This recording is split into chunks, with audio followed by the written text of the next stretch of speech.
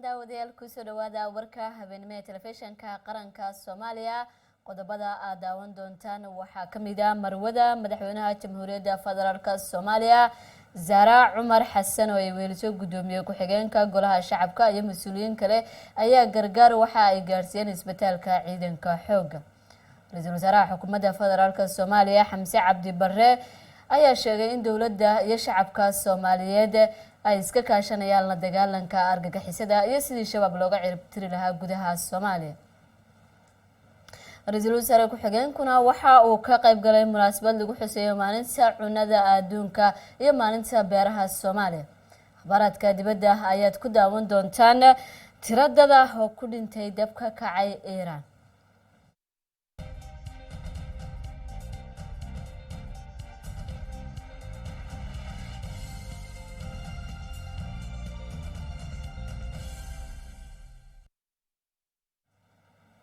kuwaasi waxay ahaayeen qodobada ugu doorka roon warkeena fiidnimo haatana marwada madaxweynaha Jamhuuriyadda Zara Umar Xassan oo ay weeliso gudoomiyaha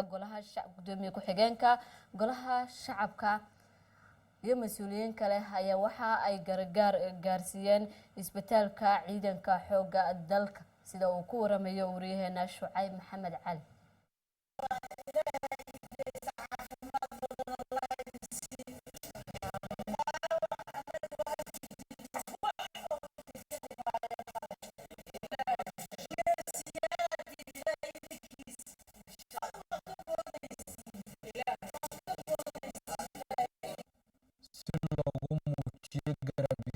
loona hubiyo inay heleen daryeelkii caafimaad ee mudnaayeen ciidamada xoogga dalka iyo halyeeyada kale ee xaquudirka ah ee ka barbar dagaalamaya marwada madaxweynaha Jamhuuriyadda Zara Umar Xassan oo ay weheliyeen gudoomiye ku xigeenka koowaad ee golaha shacabka wasiirka haweenka wasiir ku xigeenka gaashaandhigga iyo gudoomiyaha ururka haweenka gobolka Banaadir ayaa booqday isbitaalka xoogga dalka oo lagu baxnaaninayo askarta ku soo dhaawacantay furimaha hore ee dagaalka dalka looga xoreynayo nabadiidka al-shabaab iyagoona gaarsiiyey raashin iyo sahay kale oo loogu talagalay askarta dhaawaca ah marwada iyo mas'uuliyiinta kale ayaa midmid dul istaagay askartan iyagoo u muujiyay sida dawladda iyo shacabka Soomaaliyeed aysan marnaba u hilmaami doonin nafurnimada ay u sameynayaan qarankooda una rajeeyay inay si degdeg ah uga soo kabtaan dhaawacyada gaaray marwada madaxweynaha Jamhuuriyadda Federaalka Soomaaliya Zara Umar Xassan oo booqashada kadib la hadashay warbaahinta qaranka ayaa tilmaamtay in xafiiskeeda oo kaashanaya haweenweynaha qaranka uu il gaar ah ku hayn doono baxnaanada geesiyaasha ku soo dhaawacma furimaha dagaalka iyo in isbitaalka xooggu uu awood u yeesho inuu daboolo baahiyaha caafimaad ee ciidamada qaranka.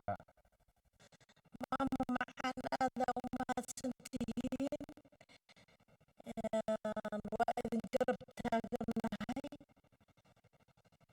ilaahay idinkiisa waxaan rajaynaynaa inaan guulaysano waxyaabihii dhiman raashinka waxaa keenay wiilkeena maxamuud macallinaa keenay hay-adaasuu ka keenay annagana waa garab taaganahay wixii kale oo aad maaragtay aad soo cawateen oo maaragtay yaryara waxaas oo hooyo ku filan tahay waxa weeye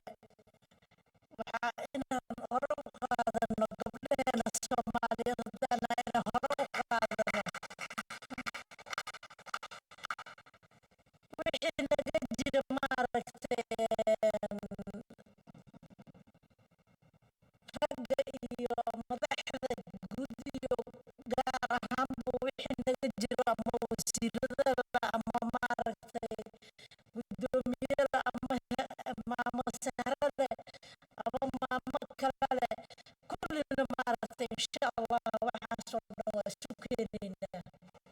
gudoomiye ku-xigeenka koowaad ee golaha shacabka baarlamaanka federaalka Soomaaliya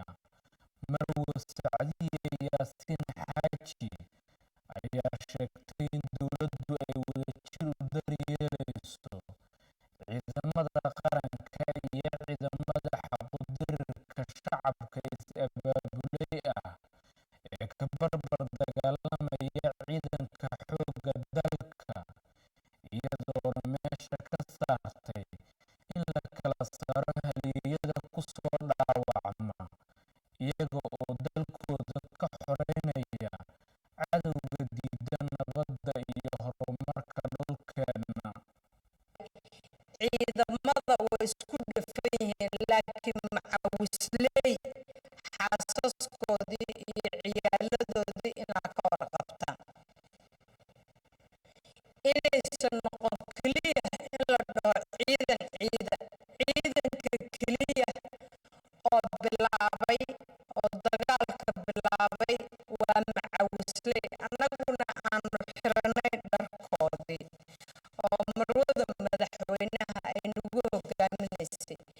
waana meelaha keliya ee loo baahan yahay macawisley xaasaskoodii macawisley caruurtoodii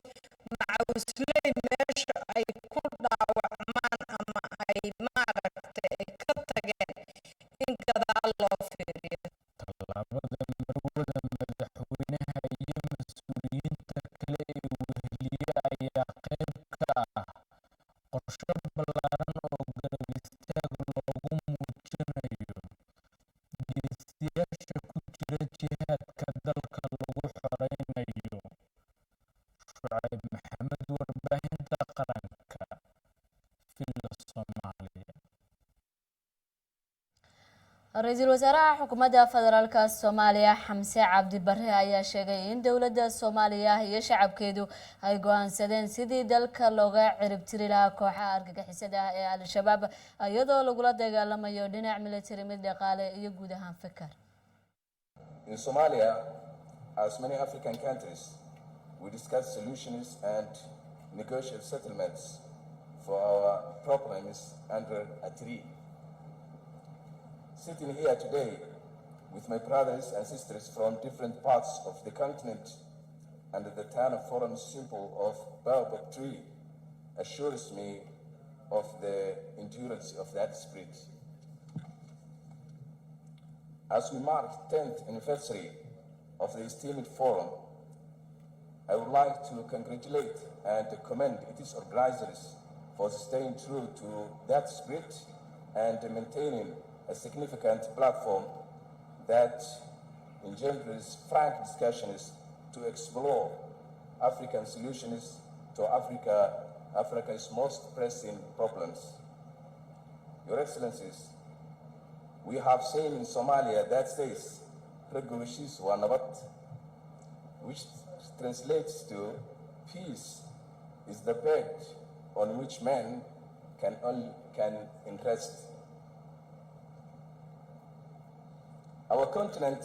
is contending with unprecedented threats that impact the survival of our people, our landscapes, and very existence of our nations. We can spend hours listening to these threats and analyzing their causes and effects. However, I believe in order to build resilience in our respective nations and in our continent as a whole, we must contend with two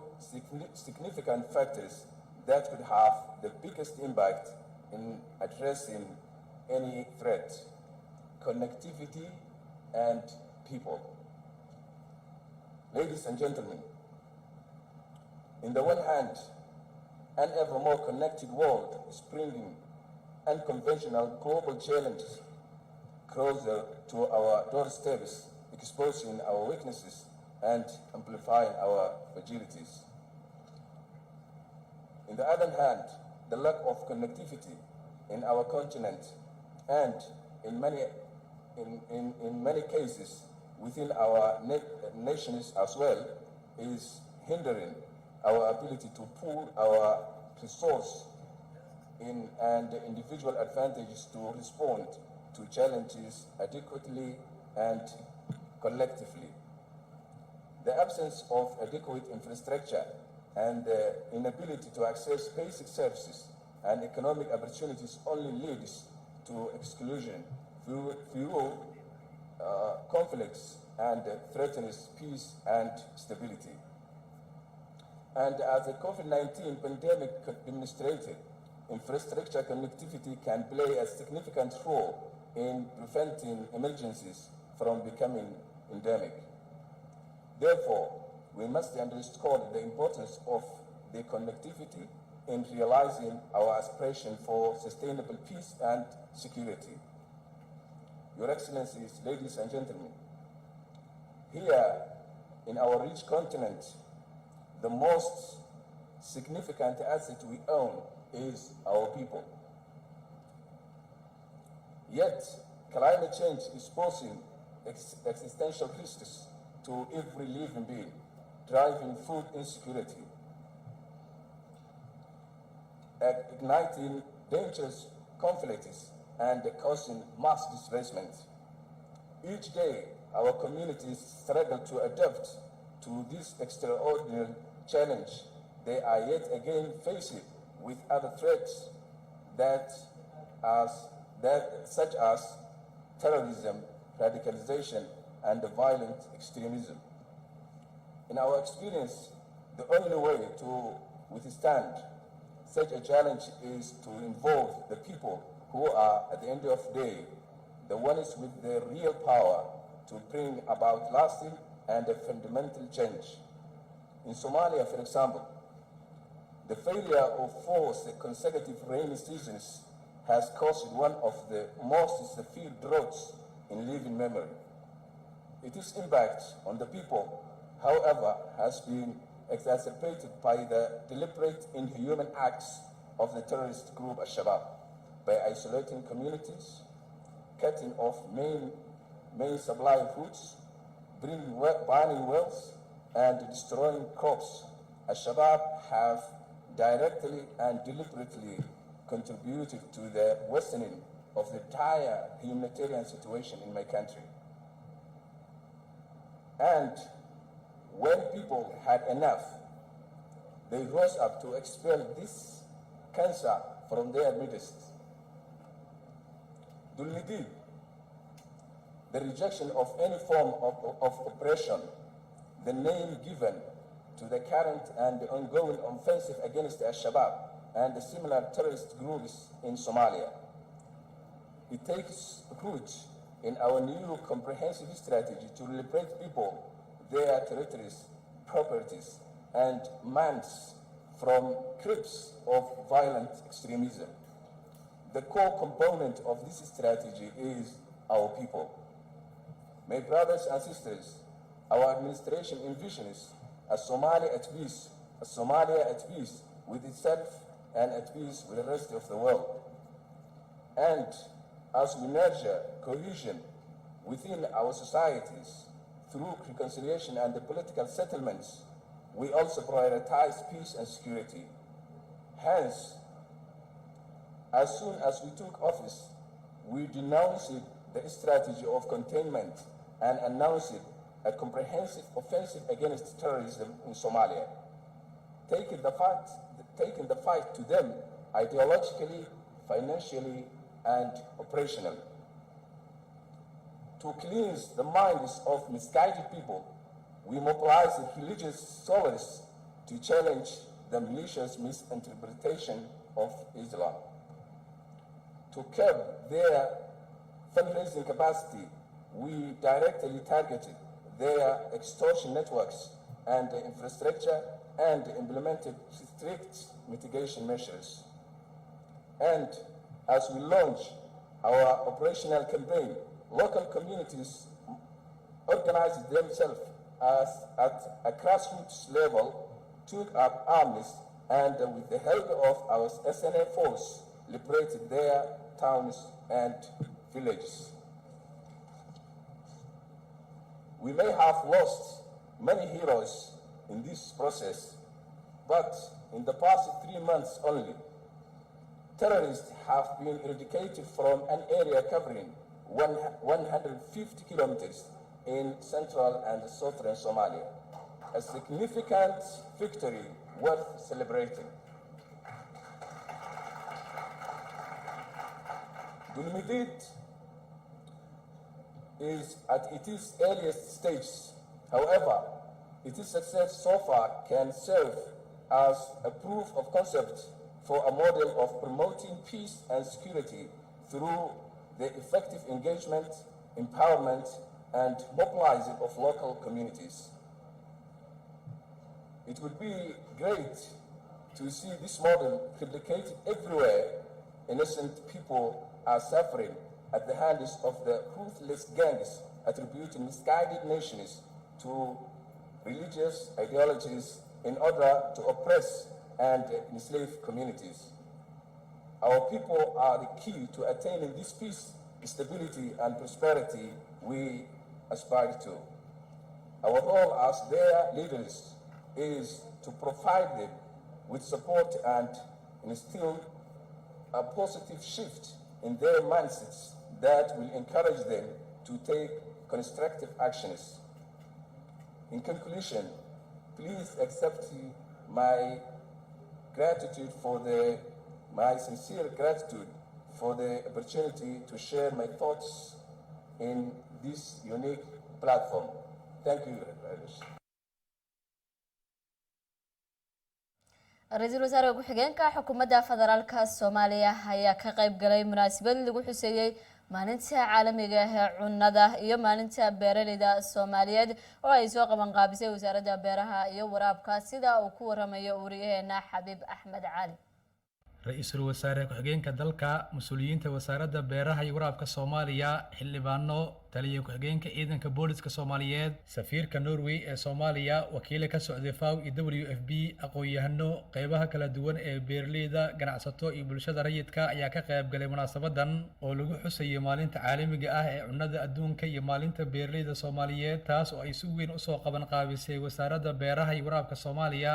munaasabada oo sanadkan halkudhag looga dhagay ku baraaruga beeraha qofan ayaan gaajo looga tagin ayaa inta ay socotay waxaa lagu gorfeeyay sida ay muhiim u tahay in la iska kaashado dhiirigelinta beeraleyda ka shaqeynta kordhinta wax soo saarka dalka si looga hortago gaajada iyo cunno yarida iyo gaaridda sugnaan cunto si loo gaaro isku filnaansho cunno oo dhameystiran taas oo ah yoolka xukuumadda dan qaran. wasiiru dowlaha wasaaradda beeraha iyo waraabka Soomaaliya mudane Asad Cabdirasaaq Maxamed ayaa ugu horeen ka hadlay ahmiyadda labada munaasabadood. loo baahan yahay inaan ka fikirno taba cusub oo wax soo saar oo adkaysi u leh isbeddelka cimilada. maantana waa lagu soo bandhigay bandhigan. mar labaad waxaan soo dhaweynayaa una mahadnaqayaa dhammaan martida sharafta leh. safiirka Norway u fadhiya Soomaaliya Masar Heekon ayaa sheegay in wasaaradda beeraha ay kala shaqeyn doonaan yoolkooda ah gaaridda sugnaan cunno. A few days ago, our Minister for Development met your Minister for Agriculture in Addis Ababa. One of their main topics for the discussion was food security. And food security is at the top of our international development agenda. So we are hoping to be able to engage even more in promoting and supporting food security at many levels in Somalia. wasiirka beeraha iyo waraabka Soomaaliya mudane Axmed Madoobe Nuunow ayaa tilmaamay in abaaraha ka jira dalka saameynta ay reebeen ayaxa iyo COVID-19 ee sababeen cunno yari wasaaraduna ay juhdi ku bixinayso sidii loo dhiirigelin lahaa beeraleyda si uu dalka uga baxo gaajada loogana maarmo cunnada dalka dibadiisa laga keeno. maalmahan aadka noogu weyn ahmiyadda aan u dawaaldegnana waxay tahay in aan u sameyno dhiirigelin wacyigelin iyo baraarujin ku aadan wax soo saarka beeraha iyo sidii loo xoojin lahaa. munaasabadda maanta waxay ku soo aadaysaa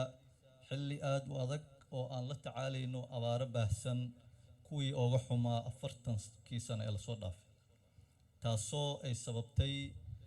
roob yaradii 4 sano ee lasoo dhaafay iyo kan shanaad oo haddeer la laayahay saameyntii ayaxa iyo covid-19 uu nagu reebay isbedelada cimilada iyo dagaalka ka jiro Ukraine tani waxay keentay in lagu buraarugo ahmiyadda ay leedahay wax soo saarka wadan walba maalmihii aan wasaaradda joognay waxaan aad ugu dadaalnay in aan baraarujino beeraleyda oo lagu dadaalo in wax soo saarka dhulka beereed aan leenahay oo ka badan 8 milyan oo hektar sidii looga faa'iideysan lahaa tanina waxay ka turjumaysaa baraarujintan iyo dadaaladan hiigsiga dowladda iyo xukuumadda dan qaran oo ah in isku filnaansho la gaaro ra-iisul wasaare ku-xigeenka dalka mudane Saale Axmed Jaamac oo munaasabada soo xiray ayaa xusay in ay dowladdu ahmiyad siin doonto wax soo saarka shaqo abuurka dowladana lagu jihayn doono tabcashada beeraha si uu dalku u gaaro isku filnaansho cunno oo dhameystiran daraar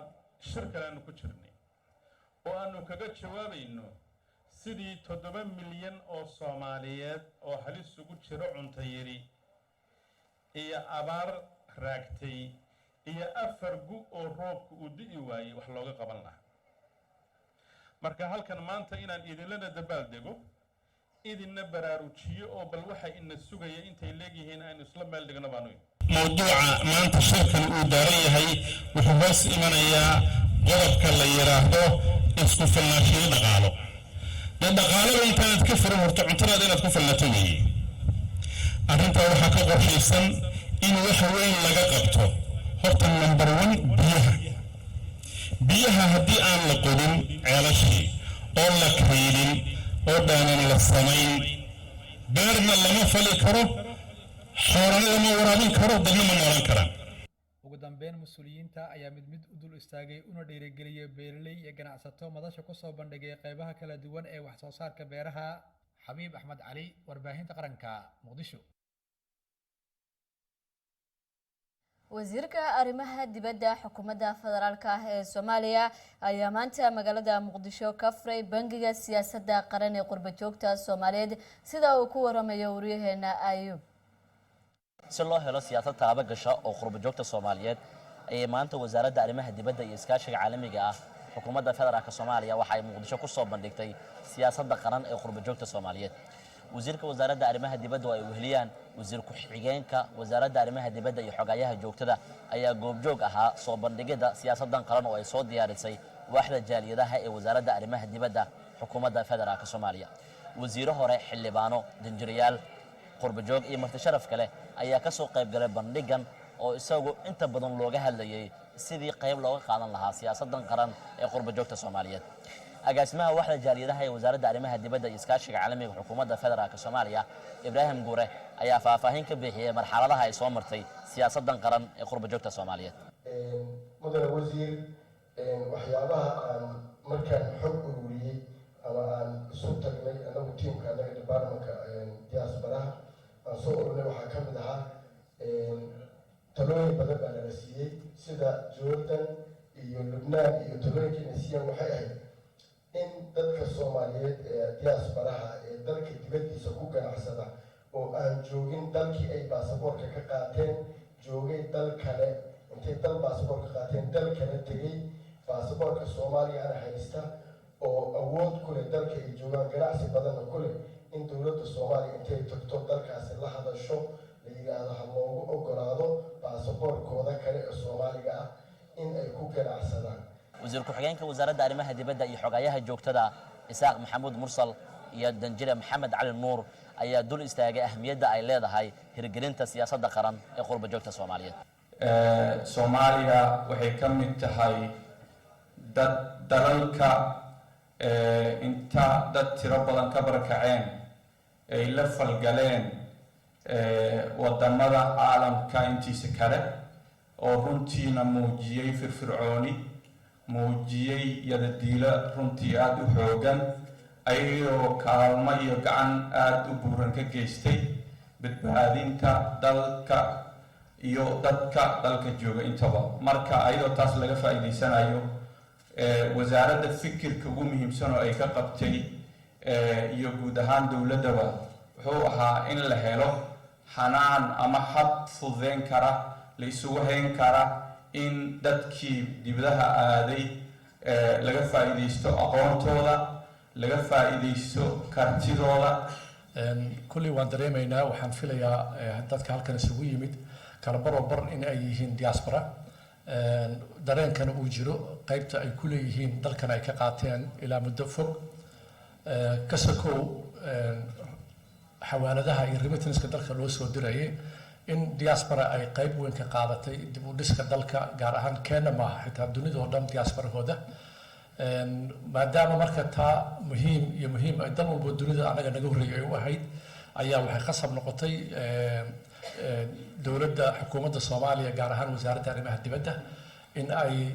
launch garayso Somali diaspora policy maanta halkan lagu daafuro wasiirka wasaaradda arrimaha dibadda iyo iskaashiga caalamiga xukuumadda federaalka Soomaaliya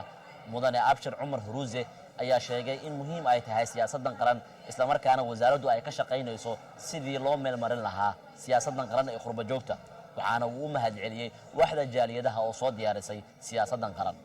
barnaamijkan hadda aynu isugu nimay oo muhiimad gaar ah inoo leh yimina waqtigiisii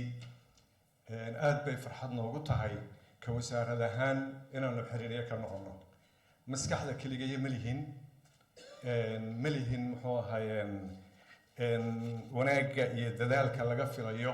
laakiin waxaan doonaynaa maskaxdeennii iyo muruqeennii iyo garashadeennii iyo hantideennii inaynu midayno waddankeennu sida ugu horumari lahaa qurba joogta Soomaaliyeed ayaa kaalin muhiim ah kaga jira bulshada iyagoo ka qayb qaata maalgelinta dalka iyo horumarkiisa waxaana xusid mudan in siyaasaddan qaran oo ay soo diyaarisay waxda jaaliyaduhu la rajeynayo inay meel mariyaan baarlamaanka jamhuuriyadda federaalka Soomaaliya ayub cabdiraxiin warbaahinta qaranka muqdisho tiradada ayaa ku dhintay qaarkoodna waa ay ku dhaawacmeen dab ka kacay xabsi ku yaala Iran dab xooggan ayaa ka kacay xabsi weyn oo ku yaala dalka Iran waxaa ku dhintay 4 maxbuus halka ay ku dhaawacmeen 61 kale sida ay ku warantay wakaaladda wararka ee Iran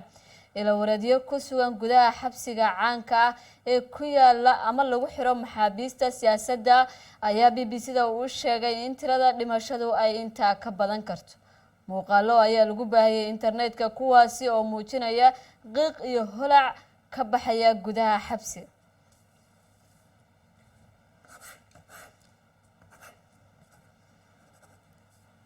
gudaana daawadayaal intaas ayaan ku soo afmeerayaa warkii habeenimo anigu amal qaaja ayaa idin waramayay bahda igala qayb qaadatay ayaanu mahad celinayaa mar kale intaynu hawada ku kulmeynana nabadgelyo